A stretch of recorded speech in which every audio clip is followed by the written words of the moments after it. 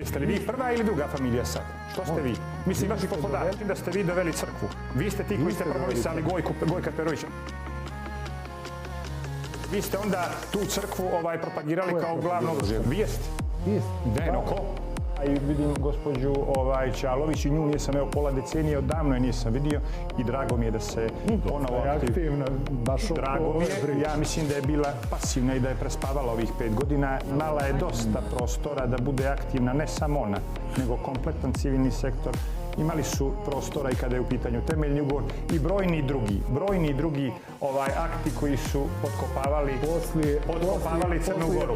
Kažem vam, nije sam je dugo vidio, drago mi je da se pojavila, trebalo bi da prespavala jedan značajan period, ove pola decenije, mogla je biti aktivnija, nikad nije kasno i dobro je što ste se svi vratili i vidjeli kakvo nas je zlo zateklo.